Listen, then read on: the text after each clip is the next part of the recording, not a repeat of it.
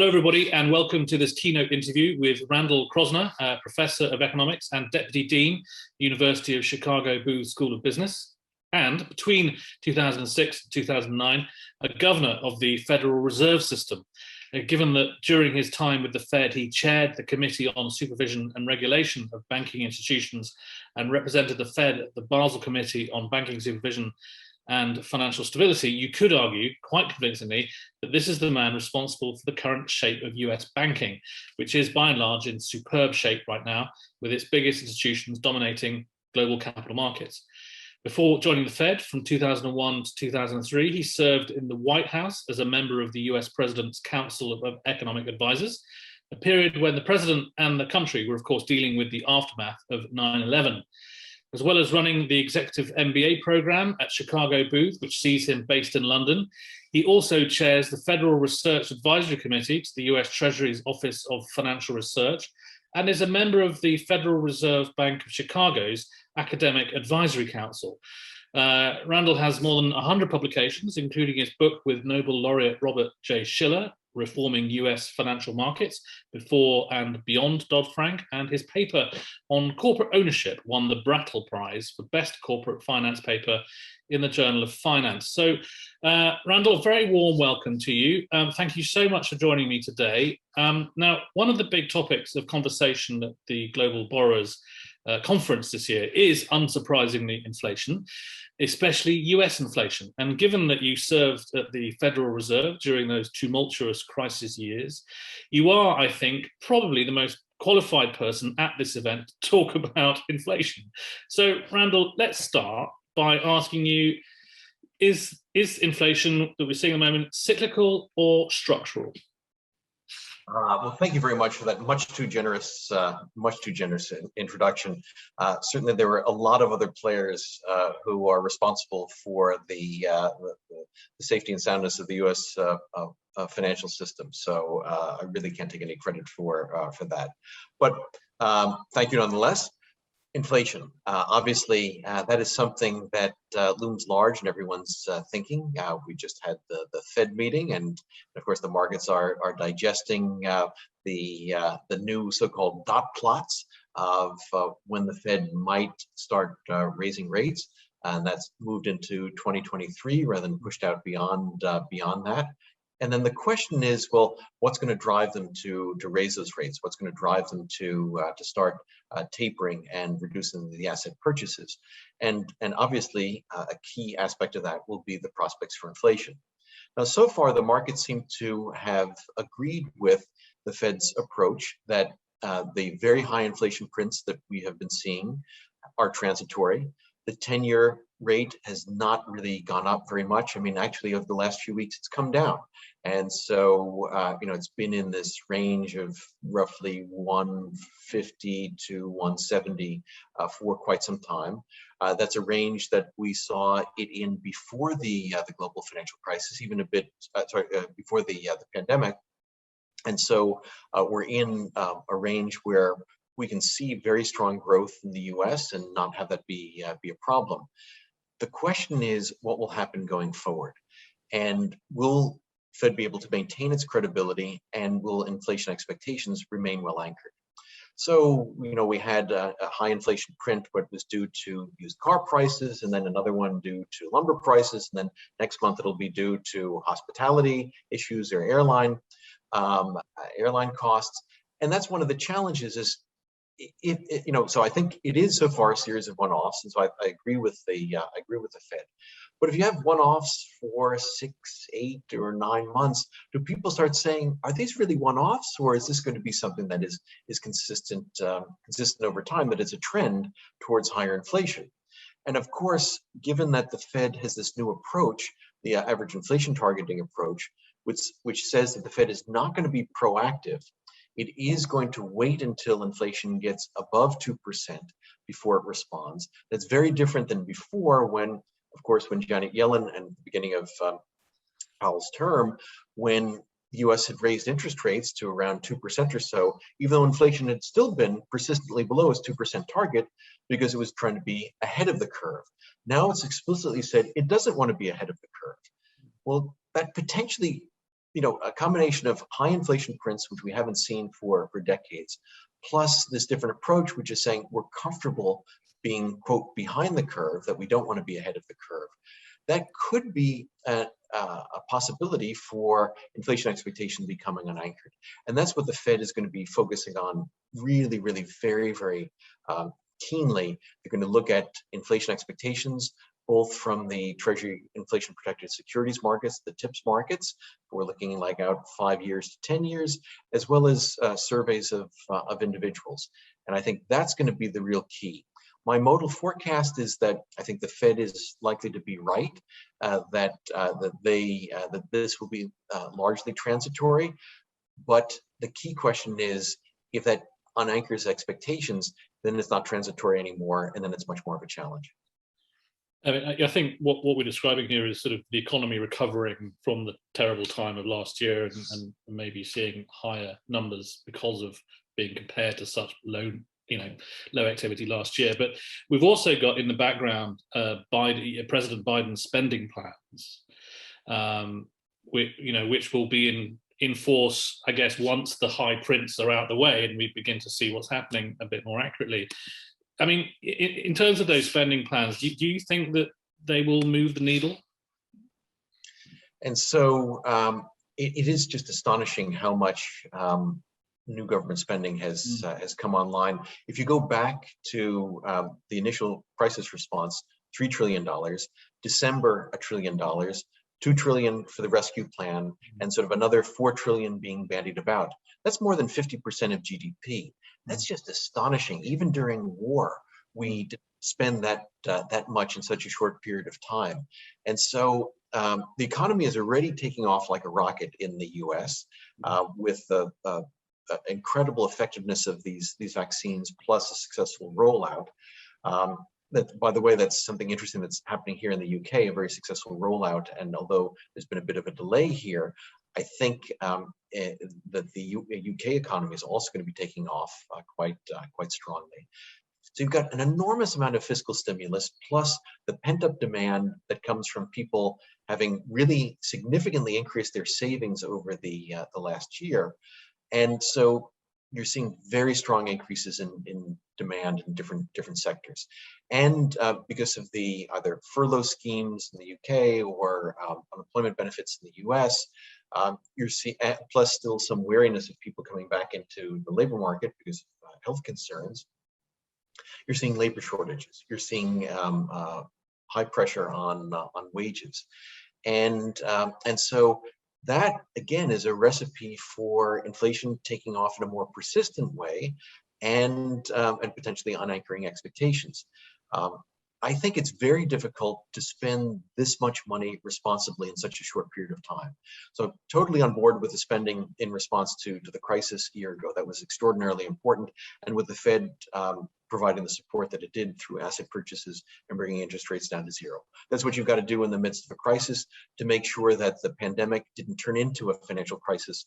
And I think the Fed gets a lot of credit, and central banks around the world get a lot of credit for doing that.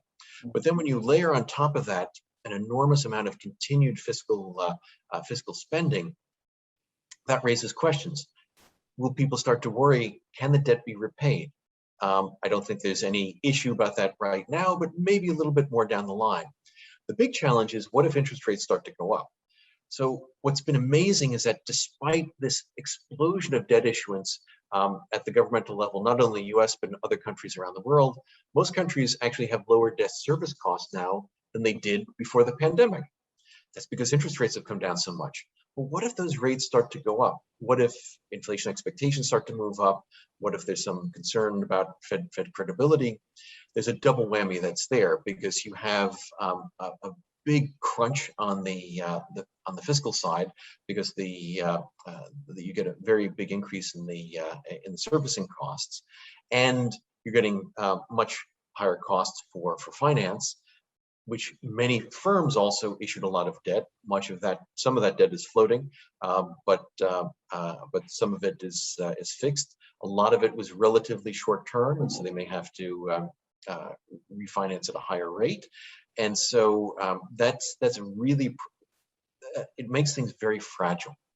Do I see disaster on the horizon? No. Do I see a possibility of it? Yes. And so I think investors need to be thinking about risk management around that possibility, because I think the possibility of inflation expectations and interest rates spiking up are much higher now than they've been over the last decade. You mentioned the efforts that central banks have gone to in response to the crisis. Is central bank, the concept of central bank independence, though, what do you think is now realistic? So it's very, very interesting, because when in the US we passed the reforms, the so-called Dodd-Frank reforms, that had both regulatory aspects to them, but also affected the Fed. So the actions that were undertaken by the Fed when I was there, we decided those. It was just it was the five of us at the Board of Governors. If we all voted for an extraordinary program, that was the way the law was set up. The law was amended to say, no, the Fed can't do that on its own anymore. It has to make sure it gets sign-off from the Treasury Department before it does those sorts of things.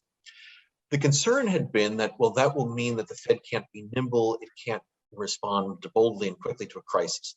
Obviously, that's not true. We had a really bold, even more bold response to the crisis a little bit more than a year ago than we did when I was at the Fed.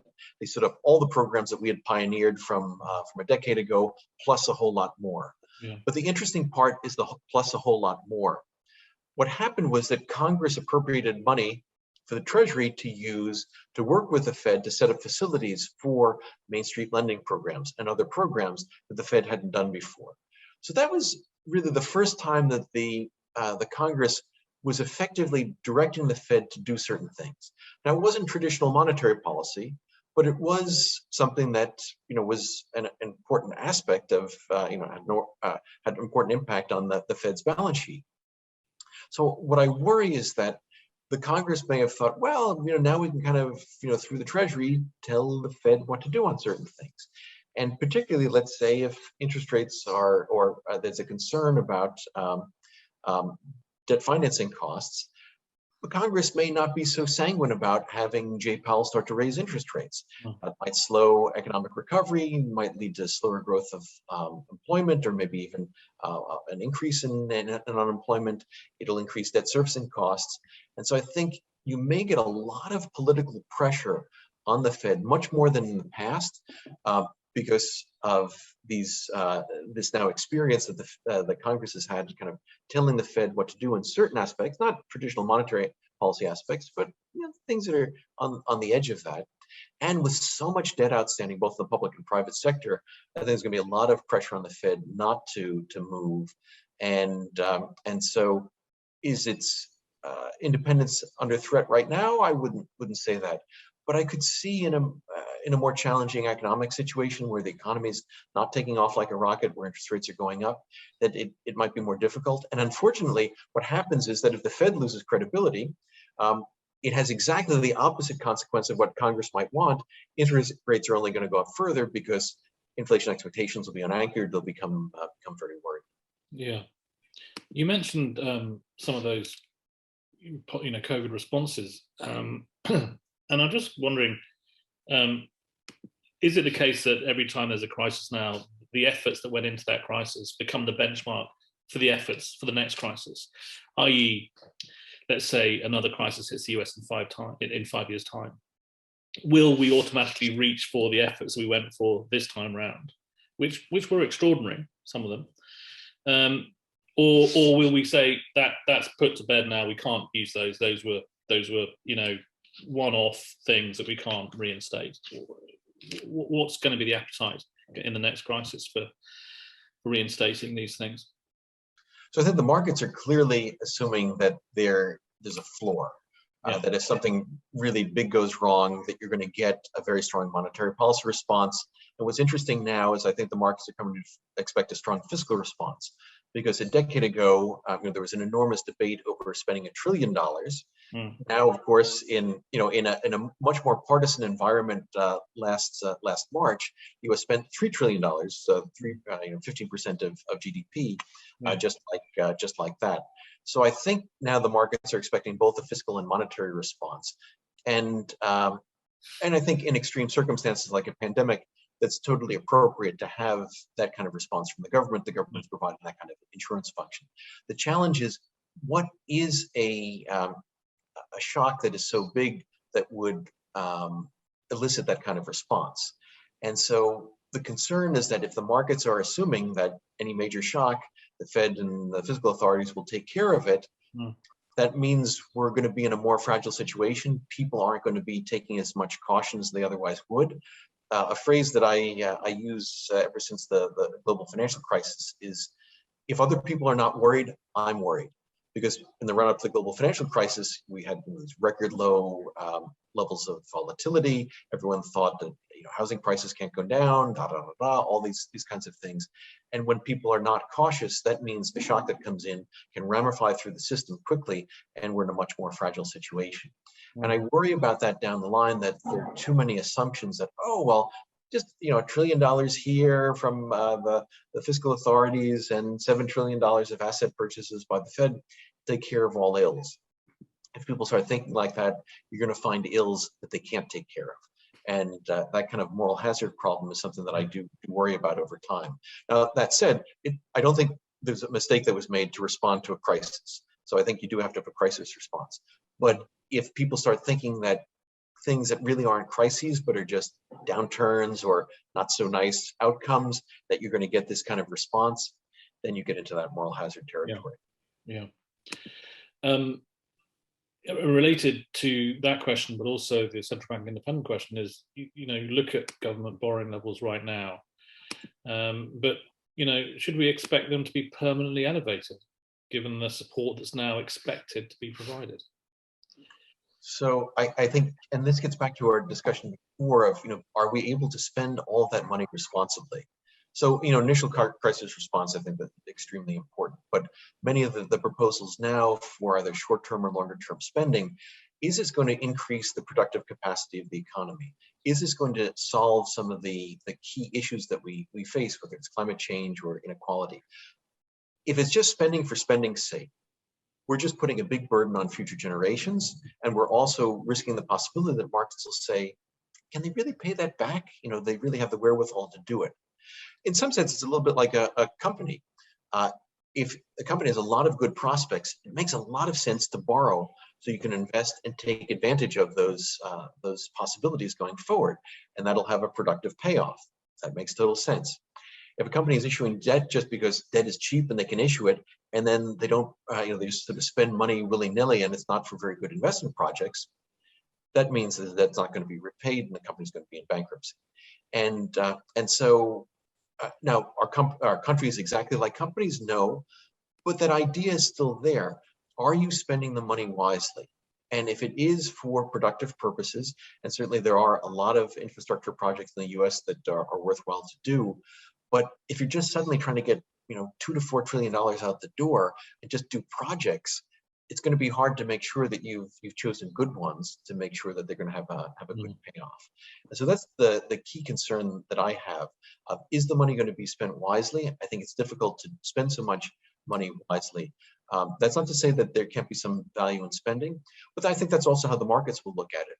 If they see this is useful spending that is actually resolving supply chain issues, resolving bottlenecks in the economy, that's fine. If it's just being spent for spending's sake and not going to have a payoff, that's a problem. Both, I think it's unfair to put the burden on our future generations. Markets at some point going to say they're not going to pay it back. We're worried, and then interest rates spike. You mentioned climate change just then. I'm wondering what you think is the role of central banks in fighting climate change. So that's a very interesting issue because there's been a lot of expansion of central bank responsibilities over time. So it used to be primarily inflation, then inflation and certainly in Europe, in the US, inflation and employment, and then financial stability. That mandate has become more explicit in many places, and now potentially something related to not just financial stability, but sort of broader issues like climate change. And so I think it is very important for central banks to be aware of the risks that are associated with climate change and make sure that the financial institutions that are doing lending and that are involved in the markets are aware of that, and so that they do proper risk management. But I get worried if people are looking to central banks as the expertise on climate. They don't have the expertise on climate. There are a lot of others who have that. So I think it has to be realistic to see that central bankers will be using the information that comes in from climate experts in helping to doing their due diligence on supervision and regulation, and making sure that that's taken into account when banks are doing their lending. But if you're looking at them to be sort of an independent voice and an independent monitor, I think that's asking too much. They don't have that expertise, and then it's diluting their core competency on regulation, inflation, etc. So just on that subject, would you, for example, agree that central banks should have favourable risk weights for example, companies that are deemed sustainable, or indeed encourage or at least say that they're going to buy more debt in QE programs of companies that are deemed sustainable? Do you think that's the right way to go about it? So two different aspects there, both very interesting. And so I think the key thing is focusing on the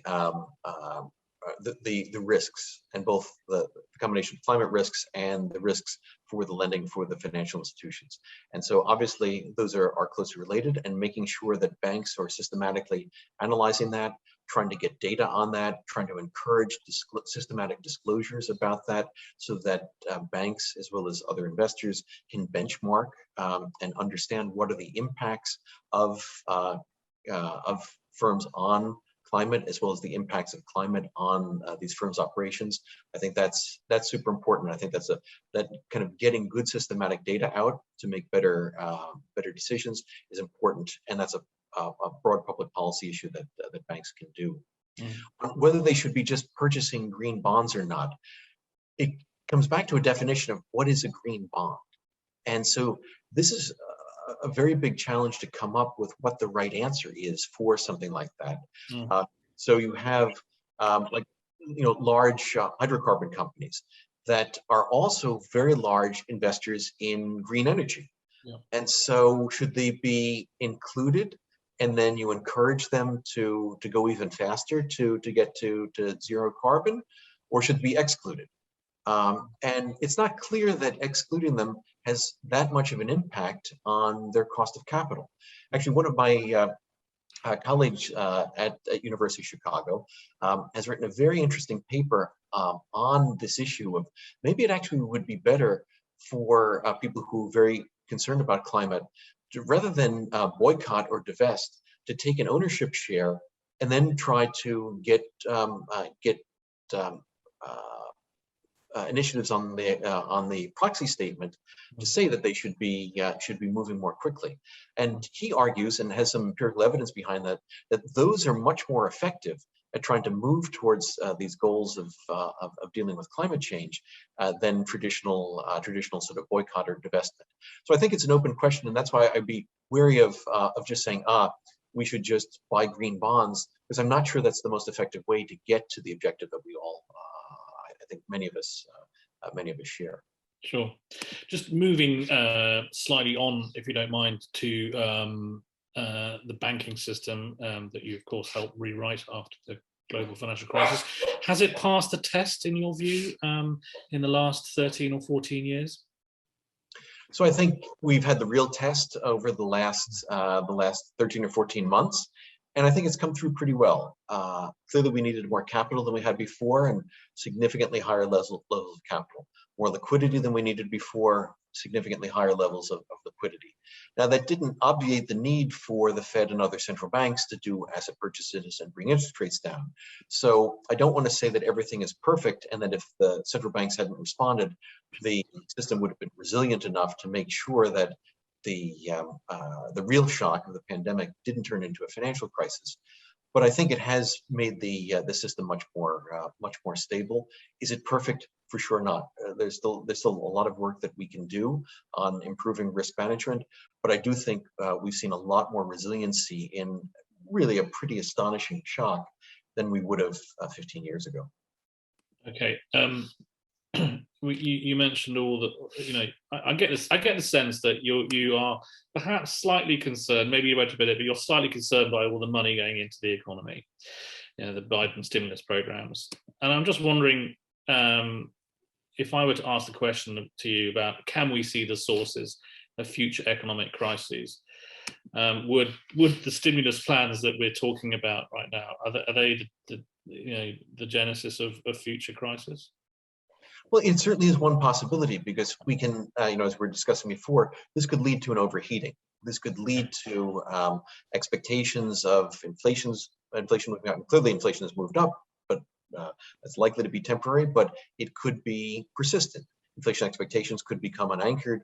That would lead to the Fed having to significantly raise rates, or if it doesn't raise rates, then people being even more worried about the potential for inflation.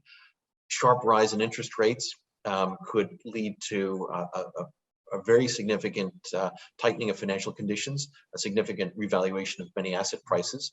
And for example, for growth firms, firms are based on future growth and future prospects, even if they're not producing many profits now.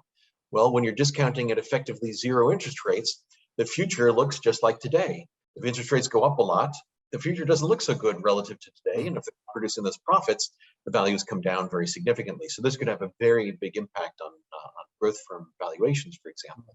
And so if you have interest rates spiking up because of concerns about being able to repay the debt, concerns about inflation, that I think would have the seeds for a crisis, because it would be crushing on the fiscal burden. It'd be crushing for firms that have a lot of debt outstanding, and so you could have a problem there. Do I think that's a likely outcome? No. Is it something that we should be doing risk management around? For sure, because I think this is a more likely outcome than we've seen over the last decade. But that doesn't mean that it's a likely outcome, but it is something that is, I think, of a significant enough concern that investors as well as policymakers should be thinking about risk management around that. Yeah. Okay. Well, Randall, thank you so much. That's been fascinating. You've been fantastic, incredibly interesting. Thank you so much. Thank you as well to our audience for tuning in. Thank you for joining us. And actually stay with us for the next session, which will follow shortly. And that is going to be on sovereign borrowing.